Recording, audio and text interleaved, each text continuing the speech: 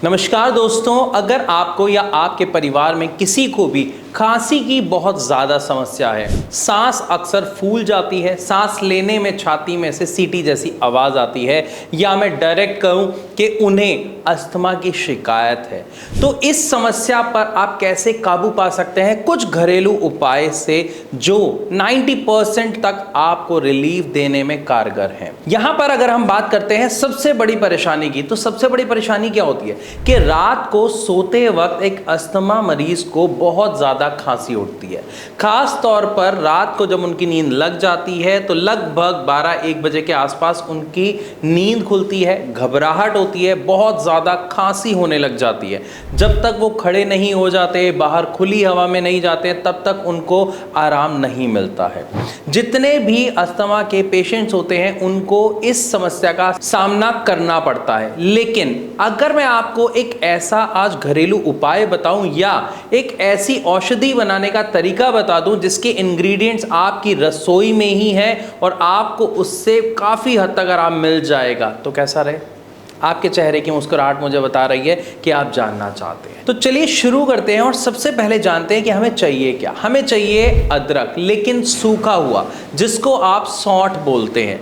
तो हमें सूखे हुए अदरक को लेना है, उसका पाउडर बना लेना है। यहाँ पर अगर मैं बताऊं कि अदरक के क्या गुण होते हैं आप सब जानते हैं। इन शॉर्ट मैं बताता हूं कि अदरक का सबसे असरदार गुण होता है कि वो आपके म्यूकस को यानी बलगम को बाहर निकालने में बहुत ही कारगर होता है।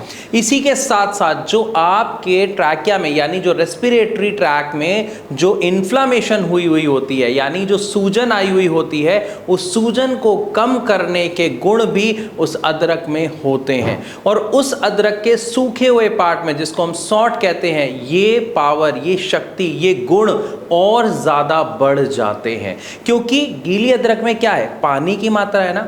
उस पानी की मात्रा को जब हम सुखा देते हैं तो वो और कम कण में इकट्ठा हो जाता है, तो उसका असर काफ़ी ज़्यादा देखने को मिलता है। तो आपको सबसे पहले क्या करना है, उस सौंठ का पाउडर बना लेना है, पहला काम।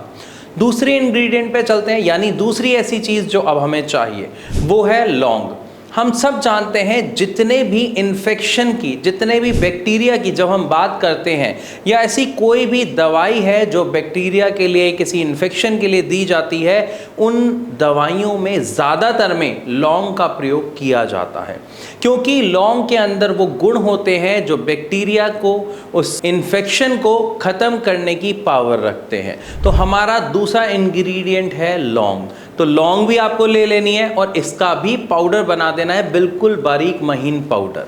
तीसरे इंग्रेडिएंट पे चलते हैं। तीसरा इंग्रेडिएंट है शहद। कि ये जो शहद है, इसके गुणों में से सबसे पहला गुण क्या है कि ये जो आपका म्यूकस होता है, इसको बड़े आराम से बाहर लाने का काम शहद का होता है। इसी के साथ साथ इसमें गुण होते हैं आपके इन्फ्लामेशन को कम करने में, खास तौर पर जो खिचखिच हो रही होती है गले में, खांसी आते वक्त, उसको शांत करने की, इन्फ्लामेशन को सूद करने की, शांत करने की। अब हमें करना क्या है, हमें सेम अमाउंट में तीनों इंग्रेडिएंट्स को ले लेना है, यानी सौंठ का पाउडर, उतना ही लौंग का पाउडर और उतना ही शहद।